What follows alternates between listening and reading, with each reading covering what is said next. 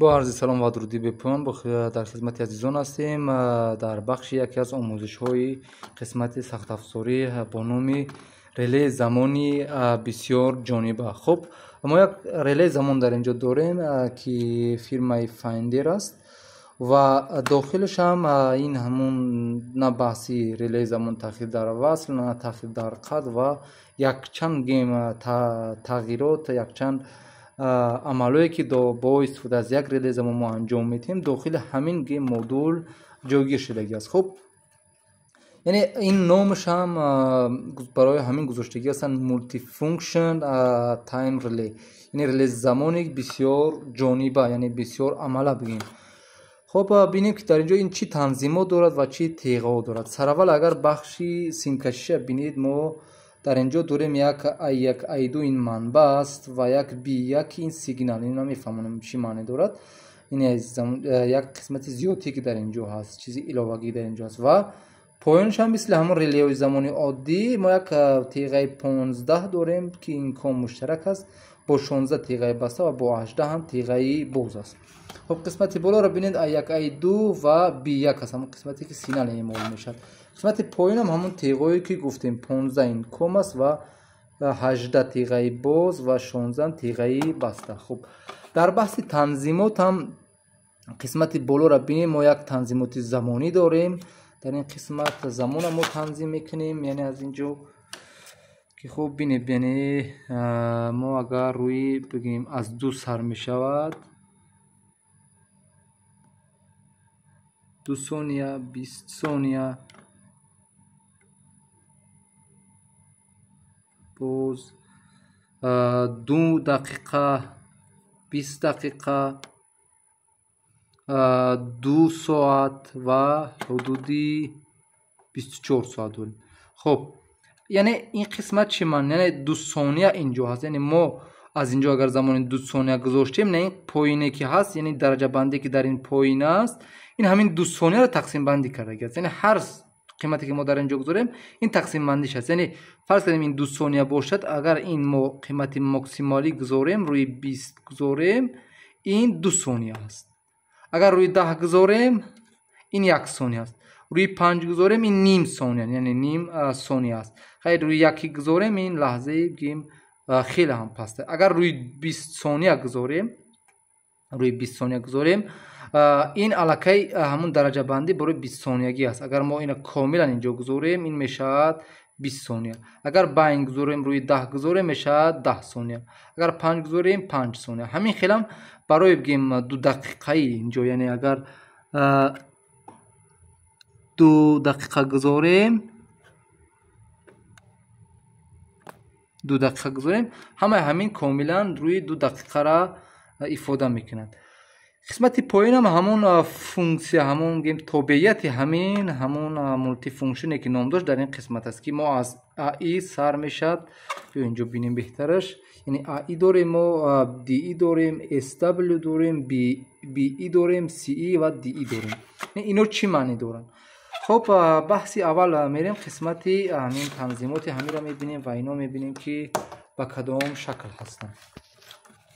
سر اول اگر قسمت ای ای را بینیم مودی ای ای، یعنی از اینجا میریم و مودش هم روی اولین مود یعنی ای میگذاریم و لحظهش هم روی فرض کردیم 5 ثانیه. اگر از اینجا بگذاریم ما برای 5 ثانیه گذاشتن میریم روی 20 ثانیه،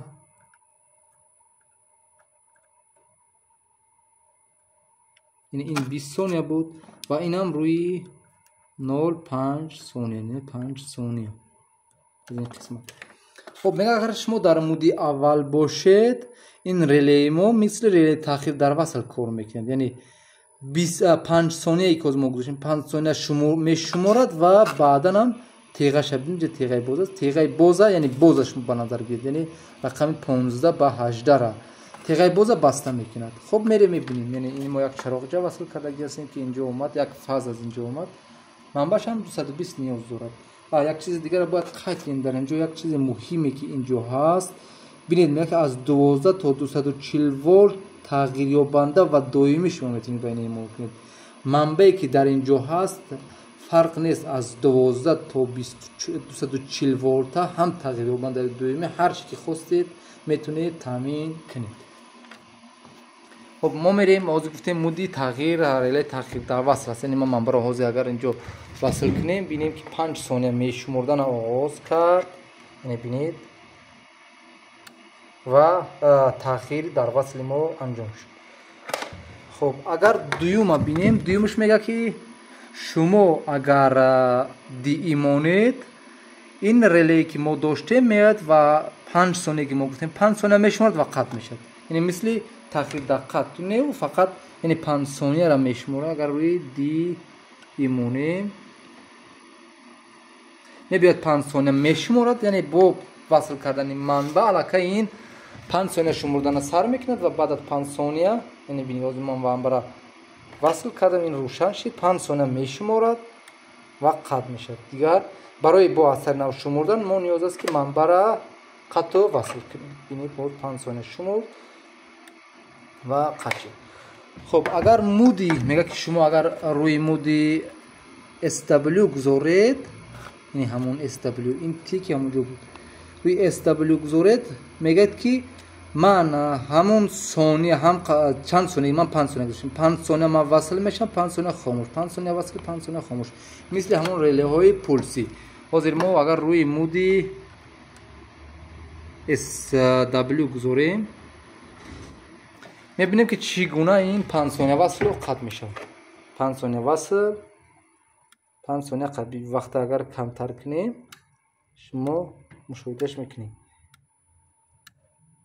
یعنی بینید یعنی مثل همون گیم وصل قطع انجام میدید. خب هم را قطع میکنیم و میریم قسمت دیگر. یعنی این مودو همش کاملا گیم انجام شد. ما یک قسمت دیگر داریم که با نام اس است. یعنی اینجا برید یک تیغه دیگر اگر ما اینجا وصل کنیم یعنی از ایک حتما هم از ایک گفته که اینجا اشاره کردید. یعنی سیمی که شما باید با اینجا اعمال کنید سیگنالی که اعمال کنید باید از ای یک. فرض کنیم اگر شما منبع 24 ولت را تغذیه کنید بهترش که مثبت در یک وصل کنید و منفی را در ای 2. اگر 220 داشتید بهترش ال در ای 1 وصل کنید نیوترال مثل ما پیوست کردیم در ای 2 پیوست کنید و حتما هم همون سیگنالی که شما باید با این بی 1 تید باید از ای 1 باشد. حتما ما همون سیم باید از ای 1 گیریم. فرق نکنه که ما شرطا از اینجا نیست. اگر شما منبع تقدیر 220 باشد ال اگر اینجا اعمال کردید همون ال یگان جو گیم آوردید با یگان تیغه باز این بی 1 بتونید که وصل کنید. اینجا ما بینید یک سیم از ای 1 گرفتیم. یعنی از اینجا ای 1 این سیم سرخ یعنی این از این ای 1 این سیم سرخ از ای 1 اومدگی است حتما. یعنی از ال ما اومدگی است و با یک این کلیدی که در اینجا ما وصل کردگیم اومدیم با بی 1 اعمال کردیم. خب این امکانات میده که همون بگیم شمردن همون